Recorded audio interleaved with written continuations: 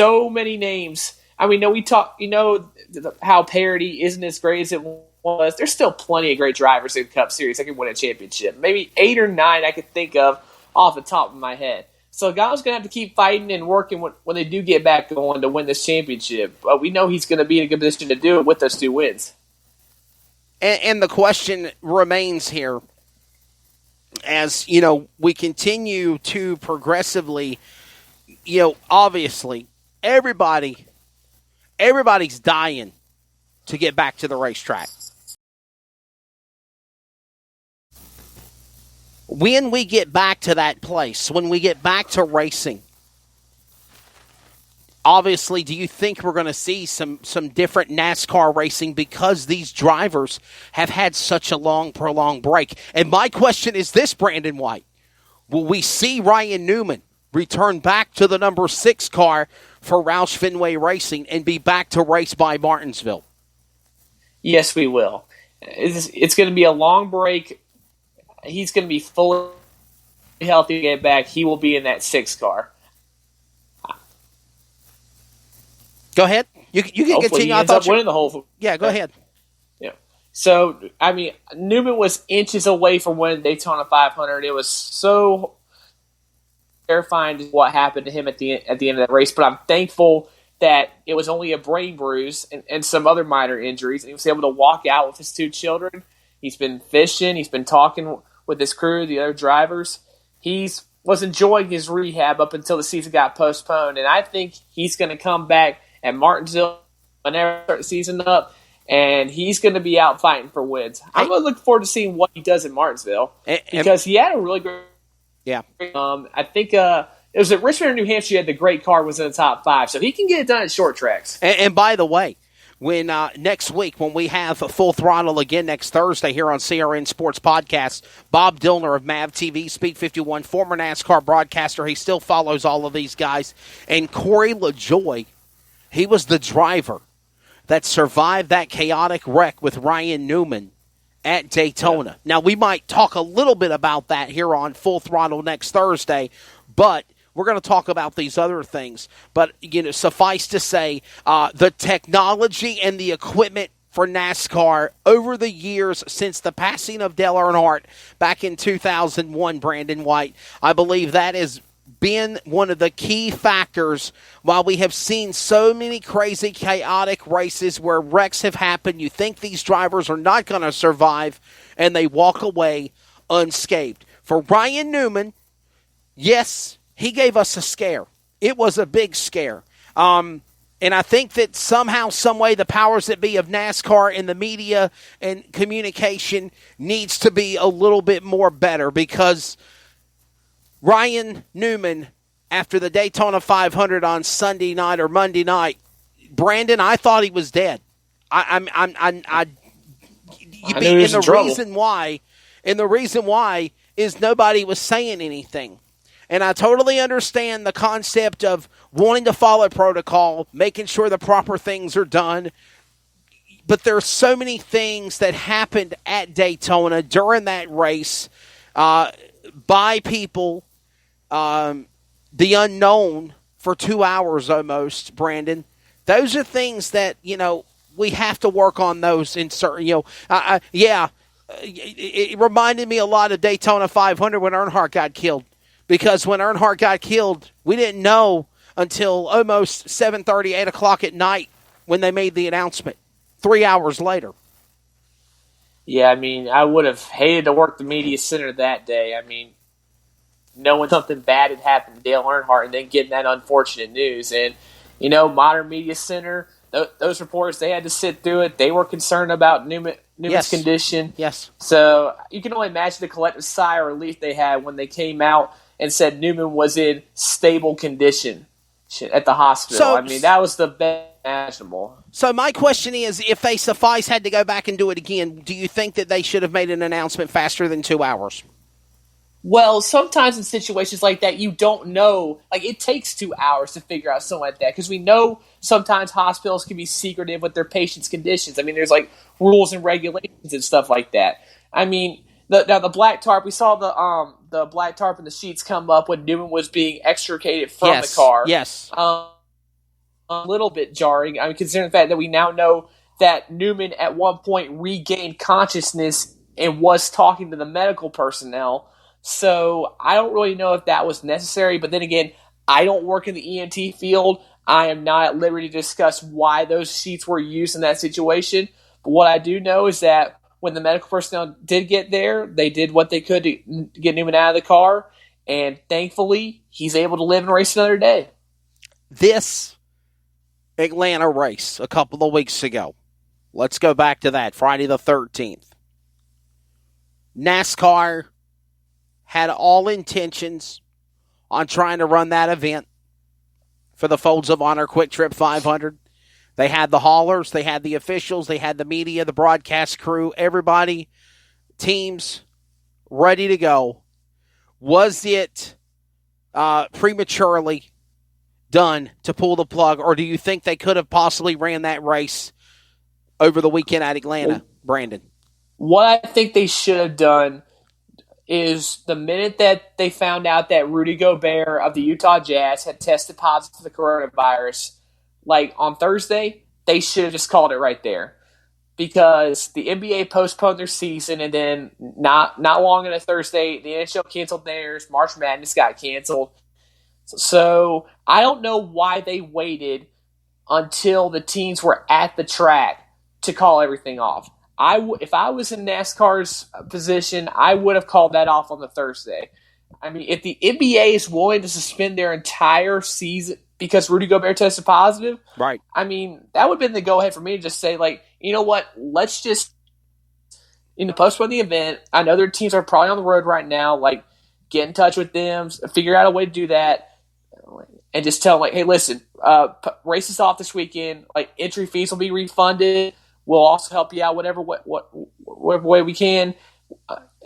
Your safety comes first. That's what I would have done.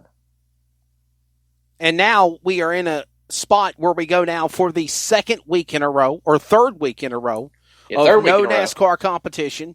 Atlanta, Homestead, now Texas, all not running except for this eSports NASCAR Pro Invitational Series, where that will be live on Fox FS1 and the Fox Sports app on Sunday afternoon from the virtual Texas Motor Speedway because of the big numbers that the race had from Homestead.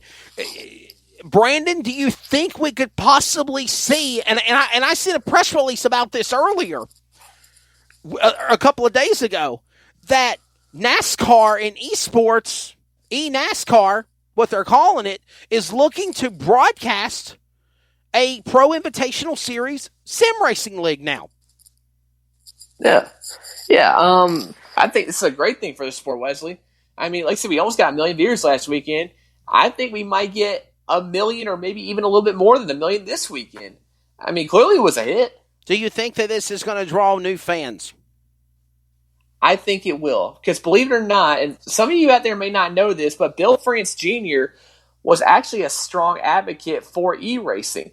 He saw that the potential that it possessed in bringing in new fans, and it's taken some time, but I think it's getting the job done. And this COVID-19 outbreak, as bad as it is, this is a perfect opportunity for iRacing to develop so many new fans and give NASCAR new exposure. This could end up benefiting NASCAR in the long run once everything does get restarted. And again, they will be at virtual Texas Motor Speedway. They're talking about running a schedule. You've got a broadcast crew now, and Mike Joy and Jeff Gordon and Larry McReynolds doing it. And my question is this: when their time is done covering the first half of races, the second half of the season, will NBC pick it up? Will we see Rick Allen and Steve Letarte and Dale Jr. Announce sim racing too? Could we see this as a new opportunity to try to build up a revenue in NASCAR, in eNASCAR sports, in iRacing? I say more power to them. A long time ago, I had the privilege to announce iRacing events, announce R-Factor events. And I stopped because of the crybabies, because of the whiners, because of the people that were disrespectful in that day and age. But, Brandon, this is professionals. These are the elite of NASCAR Cup Series racing on computers, iRacing, sim racing, whatever you want to call it, esports. And it's as professional as it can get without being at the real thing. And that's what made it so great, because it felt like you were watching a real race on Sunday. I mean, seeing Denny Hamlin, Dale Jr. battling out for a win. I mean, that kind of reminds you of the mid-20s, don't it, when both of them were at the top of their game? And how about this? If you want to continue on this topic, as we got about 5 minutes remaining on Full Throttle, our debut on CRN Podcast. Next week, Bob Dillner, Corey LaJoie joining us. With that being said, we have been told from NASCAR, publicly, and to us as people that work in the media, they're going to make up all 36 races. They're going to make up all of these races that we've missed so far, Atlanta, Homestead, Texas, and anywhere else in between. You're looking, Brandon, I think it's 7-8 weeks of racing we're losing if we officially are able to start back at Martinsville on May the 3rd. Which I hope we do. And they're talking about running all 36 races on the schedule. How do you think they pull that off? Midweek races. Isn't that something we've been advocating for a while? For years. For years. It's going to happen. If they do end up getting all 36 of these in, we will see midweek races. They haven't confirmed it yet, but that's what they're going to do about midweek races. So these midweek races, would they be kind of like we see at Bristol or Eldora when the Truck Series run? Basically, they come in, it's a single show, practice during the day, get a couple of rounds of practice, qualify, and then run your race, pretty much? Yes, I think that's exactly what we'll see. Wow. And my other take is this. Now, and here's something to think about. We are moving into the month of March, April now. You know that normally NASCAR broadcasts are cut in half. The first half of the season from February to July, beginning of July, is to Fox. July, Daytona, all the way to the finish of the season at Phoenix in November is NBC, NBCSN. So if we are trying to catch up where we left off, obviously I don't think they're going to go back to back on multiple races, primetime weekday shows like we talked about over and over. Will we see Fox do these races that they were contracted to do in July, August, September? Yes, and then NBC do the other ones as well. Yes, because you don't want to make the situation complicated. You remember back in 2000 and the years before then, where like 4 or 5 different networks broadcasted NASCAR races that they were contracted to do? Oh, yeah. You'll see that. It'll be a throwback to that era. I mean, you don't want to really mess the situation up by having all of a sudden saying like, oh, no, Fox, you can't do these races anymore. NBC, it's your responsibility now. They'll stick to the race they were contracted to do. For sure, definitely. And I'll tell you what, props to Fox Networks. I don't know who came up with NASCAR Classics, but to be able on Sunday afternoon to kick back and watch the 1986 Miller High Life 400 at the old Richmond Fairgrounds Speedway before they built Richmond International or Richmond Raceway of today, and the relationship that I have with the Sawyers already, with Bill Sawyer, Clark Sawyer, their dad, Paul Sawyer, what they did with NASCAR, what they did with Richmond, unbelievable. And we'll never forget that finish between Dale Earnhardt and Darrell Waltrip and the crash and Joe Ruttman and Ricky Rudd all getting taken out, and Kyle Petty winning his first NASCAR race in 1986. What a throwback. Yeah, it was. I mean, I bet that's not how Petty thought he won his first race. For sure. And remember, that was a big part of the Earnhardt, building Earnhardt's image, so to speak, the intimidator, the man in black, so to speak. I mean, that was kind of the start of it, really, because if you watch that replay, like, he takes Darrell Waltrip out. I mean, he wasn't expecting on the process, but that's how it is, and a legend was born. Thank you to Kate Dillon from Crate Insider, Ecom Coach, and Winnie Motorsports Marketing for joining us on Full Throttle. We will chat about the world of motorsports next Thursday afternoon. Put this on your dial. Save it. CRN Sports Podcast. Everything from baseball, football, basketball, NASCAR, auto racing, you name it. We still have things to talk about in the